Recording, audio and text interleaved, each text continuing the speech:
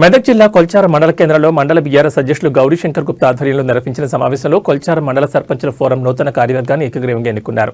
మండలంలోని సర్పంచులందరూ కలిసి అధ్యక్షులు పైతల బీఆర్ఎస్ సర్పంచ్ యాబన్నగారు రవితేజరెడ్డి, ఉపాధ్యక్షులు పోతంశెట్టిపల్లి బీజేపీ సర్పంచ్ పాతూరి దయాకర్ గౌడ్, ప్రధాన కార్యదర్శి తుక్కాపూర్ సర్పంచ్ తోట్ల ఆంజనేయులు ఏకగ్రీవంగా ఎన్నుకున్నారు. ఈ సందర్భంగా నూతనంగా ఎన్నికైన అధ్యక్షులు రవితేజరెడ్డి మాట్లాడుతూ తనపై నమ్మకం ఉంచి బాధ్యత అప్పగించినందుకు అందరికీ కృతజ్ఞతలు తెలిపారు. నరసాపూర్ నియోజకవర్గ ఎమ్మెల్యే సునీత లక్ష్మారెడ్డి సహకారంతో మండలంలోని సర్పంచుల సమస్యల పరిష్కారానికి, గ్రామాల్లో అభివృద్ధి పనుల వేగవంతానికి తన వంతు కృషి చేస్తానని హామీ ఇచ్చారు. పార్టీ బలోపేతానికి నిరంతరం శ్రమిస్తానని ఆయన పేర్కొన్నారు.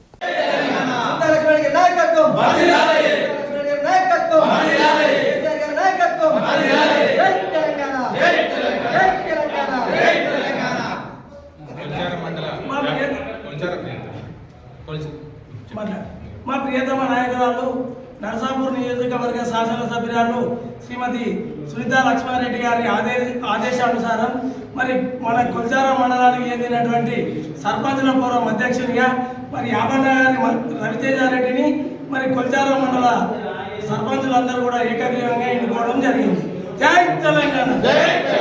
ఈ సందర్భాన్ని పురస్కరించుకొని మరి యాబన్న గారి మల్లారెడ్డిని ఏకగ్రీవంగా ఎన్నుకోవడం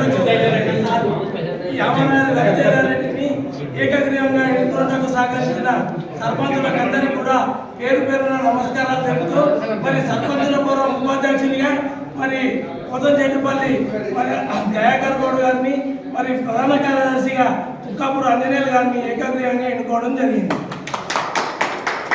కొల్చారం మండల వ్యాప్తంగా కూడా ఈ టర్ములో మొత్తం బీఆర్ఎస్ గాలి వీసింది.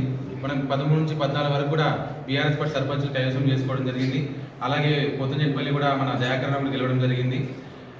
నాకు కొల్చారం మండల నాయకులు, బీఆర్ఎస్ పార్టీ నాయకులు, పెద్దలు అందరూ సమక్షంలో కూడా అనుకొని చాలామంది కూడా పోటీ ఉన్నా కానీ పెద్దలందరూ నిర్ణయం తీసుకొని, అందరూ కూడా అర్హులే, పోటీ కష్టం వాళ్ళందరూ కూడా అర్హులే, కాకపోతే కూడా వాళ్ళందరూ నిర్ణయం తీసుకొని కూడా నన్ను సర్పంచుల ఫోరం అధ్యక్షునిగా నిర్ణయించడం జరిగింది.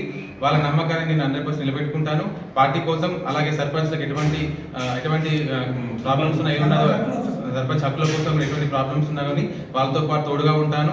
అలాగే నేను వాళ్ళ హక్కుల కోసం నేను పోరాడతానని చెప్పేసి ఈ అవకాశం కల్పించిన సర్పంచ్లందరికీ, అలాగే బీఆర్ఎస్ పార్టీ మండల నాయకులకు, గ్రామాల నాయకులకు అందరూ కూడా పేరు పేరున కృతజ్ఞతలు తెలియజేసుకుంటున్నాను.